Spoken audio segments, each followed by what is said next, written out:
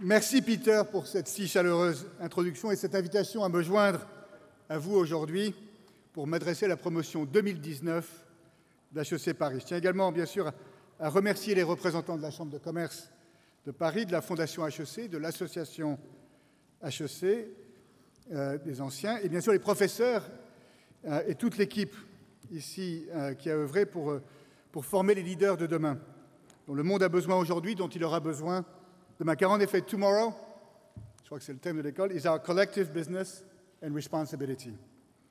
Et à cet égard, si vous me permettez, Peter, en hommage à l'internationalisation d'HEC Paris, je vais m'adresser maintenant en anglais à notre auditoire très cosmopolite.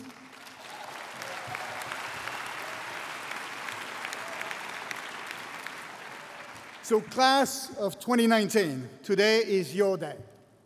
It is a great day, a day to celebrate your success, of course, and thank your parents and everyone who's helped you get here and become who you are today. It is also the eve of the next chapter of your life. And on such an important day, I'm, of course, honored to have been asked by Peter to deliver your commencement speech. It is an honor. It's also a source, as you can feel, of emotion. As almost 40 years ago, I was you. I was in your seat. So this provides kind of a back-to-the-future moment. I feel like Marty McFly, who was sent 30 years into the past in a time-traveling DeLorean. So what could I tell you that would be worth spending this time traveling from the future, and that would be possibly useful to you? Perhaps I could start with a story that may be a familiar one. I grew up in the region of Lorraine in a family of 4 brothers. For as long as I can remember, I was always driven to excel, probably like many of you. At some point during my teenage years, I decided that my future career was going to be in business, becoming a senior executive in a major corporation. That drove me to want to continue to excel in school, as getting admitted, of course, into HEC Paris was, as you would know, a very competitive process. And so I did get admitted to HEC. After I graduated, I continued to be driven to excel and soon joined McKinsey & Company, the consulting firm, where I later became a partner. All good, except I was not clear, I think, about what I was doing, why I was doing all of this. Like many of us, I was confronted with the question of the meaning of my life and was not satisfied with the quest for more prestige, more recognition, or more money. And so I started to spend time with some fundamental questions. Why do we work? What is the purpose of a company? Is it to make money?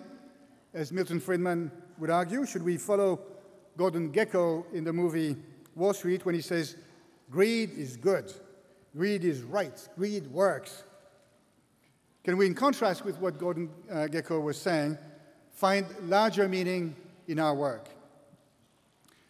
Can a noble purpose be the core focus of a company, or is it the realm of philanthropy or social responsibility? Also, how can I, as a manager, put good, noble ideas in practice concretely? How can we create an environment in which individual members of an organization can be themselves and blossom personally and professionally? Can we reconcile noble ideas with the demands of Wall Street, including in extreme circumstances such as a turnaround or a crisis? Now, the answers to these questions have become clear to me. Our work must serve a higher purpose and contribute to the common good. And as business leaders, we have an amazing opportunity to do good things around us in the world. Now, getting to that clarity has been a journey. This is understandable as work has a mixed reputation. Work is seen by some as a necessary evil, something you do so that you can do something else, like enjoy yourself on Mondays, Tuesdays, Wednesdays, Thursdays, and Friday. Friday as well? You keep going. We know that work can be hard, and that a workplace can be corrupt, full of politics, driven by greed and personal ambition. Work can be painful, demoralizing, senseless, dull, or boring. But it does not have to be.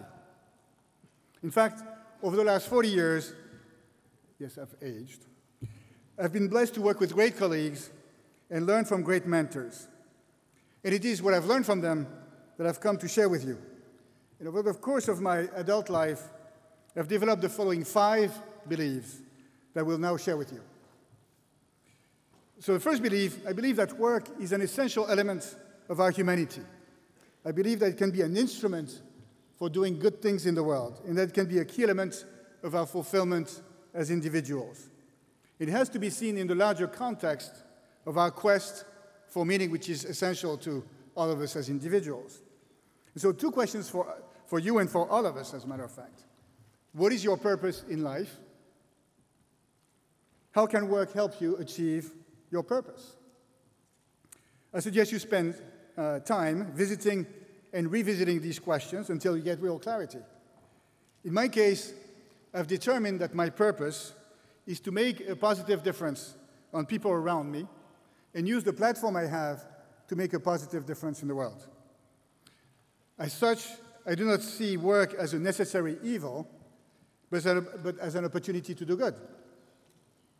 So second belief, I believe that a company is a human organization made of individuals working together in pursuit of a goal. It is not a soulless body. And related to this, I believe that the purpose of a company is not to make money. The purpose of a company is not to make money. Of course, you have to make money. That's an imperative. But the profits are more an outcome than a goal. The purpose of a company should be to make a positive impact on its customers, its employees, its vendors, its shareholders, and the communities in which it operates. In other words, a business is more than for profit. It is about doing well by doing good. And I know that a growing number of people believe this, including Larry Fink, who is the CEO of BlackRock, which is the largest, one of the world's largest asset managers. And he writes to all of us CEOs every year, public company CEOs, and asks us to spell out the purpose of our companies, our long-term strategy, and how our companies contribute to the common good and to society. Now, this belief, it's a bit motherhood and apple pie. So what are some concrete implications? Let me give you a couple of examples. As my former client and mentor Jean-Marie Descarpentries taught me, you should start business meetings with a discussion of people, talent, and organization, not financial results. It's very tempting to start with financial results because it's numerical and so forth. And even if you start with people and organization, you will always have time for a discussion of financial results. But people drive business outcomes, which in turn drive financial results. So his words was, you have to manage in this order: people, business, and then finance.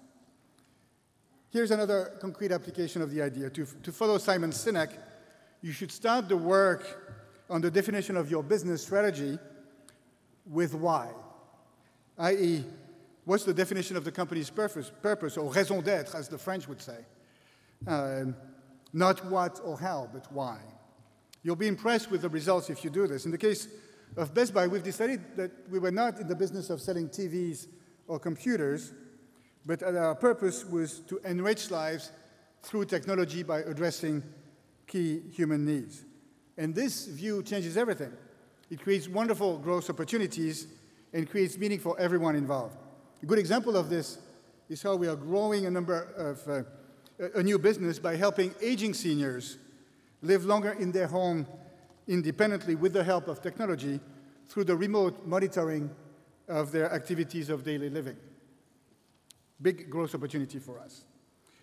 My third belief is that at a company, magic happens if you can connect what drives the individuals working at a company with the purpose of the company, and if they can develop authentic human connections as they work at the company. Let me illustrate this thought with the story of one of our leaders who manages a store in Boston. This general manager asked the question to each individual associate, what is your dream? What is your dream? At Best Buy or outside of Best Buy. He tries to understand that dream, and then he commits to helping the associate pursue their dream and achieve what is possible. So one of the associates responded that she wanted, her dream was to be able to buy a home so that she could raise a family. And so, of course, that meant that she had to grow at the company, advance, develop new skills, so that she could afford being able to buy this home. Very simple, but I think very inspiring. My fourth belief is that the quest for perfection can be evil and destructive. These are strong words. And I believe that it's not only okay for a leader to be vulnerable and imperfect, it is part of being human. This is very different from the image of leaders as being strong and all-powerful and knowing everything. Being vulnerable is key. It took me years to understand this because I was confusing perfection and performance. And if you're ready to accept your vulnerabilities, accept you don't know, you need help, and to embrace the vulnerabilities of your colleagues, human magic can then happen. And to illustrate this, we've been spending quite a bit of time at the company on some very candid conversations. Recently, our head of HR, Cami, shared with our employees that she'd been suffering and struggling with depression. And her sharing her story has had a huge impact on the company and people working there. Because this type of conversation reinforces our humanity. There's probably about 20% of any population that struggle with depression. And so if you don't talk about it, it's an inhuman environment. So this type of conversation helped reinforce the humanity of the organization and has led us to deploy a range of very human employee benefits, such as backup childcare, family leave, and mental health support. It has also unleashed a new level of energy. My fifth belief is that a great danger for smart, talented leaders, such as everybody in this room, is the seduction of power, fame, glory, or money. Several talented leaders I know have ended up in jail because they fell into that trap. In contrast, I believe that leadership is about purposeful, authentic human service. And specifically, I believe that the leaders of tomorrow need to embrace what I call 5 Bs. So here they are. The first one is be a purposeful leader. So that means be clear about your purpose as an individual and how it connects with the purpose of the company you're working at. In fact, the key question I ask people that when I interview for recruiting or for promotion is what drives them? What is their motivation in life? I pay more attention to this, in fact, than to their technical expertise when we make these decisions. Second B is be clear about who you serve. I've told our leaders at Best Buy, if you believe you're serving yourself or your boss or me as the CEO, it's your choice, it's okay, but you shouldn't work here. You should be promoted to customer. And for those of you from the US, being a customer of Best Buy is a great thing, but you shouldn't work at the company. That was a joke, okay?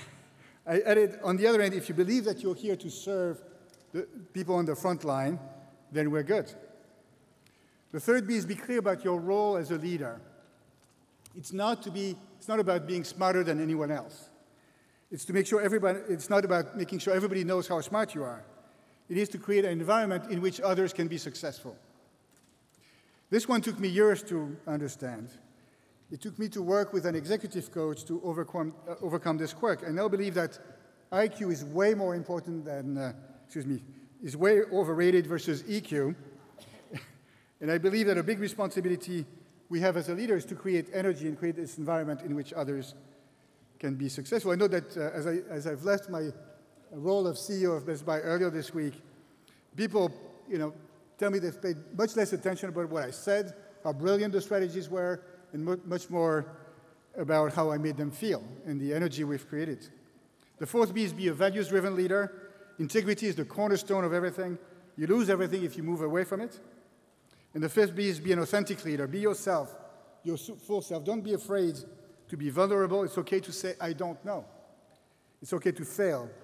It's okay to say that you have things to learn. Now, these beliefs are not universally shared. Some see the sole purpose of a company as making money, and large fractions of the population around the world are unhappy at work. At the same time, I believe that a growing number of leaders and companies embrace these beliefs. So you will need to develop your own point of view. To put it down, here are 3 questions I will leave you with. Number 1, what will be the purpose of your life? Number two, what is your view of work? How does it fit with your purpose? And number three, what kind of leader do you want to be? Here's the good news. You get to choose. So, chers camarades, to go back to French, permettez-moi de terminer avec une dernière référence cinématographique. Have a wonderful life. Ayez une vie qui aurait été belle parce qu'elle aurait été une vie remplie de sens, de passion, d'interactions humaines formidables, et parce qu'elle vous aura conduit à devenir une meilleure version de vous-même. Je vous remercie.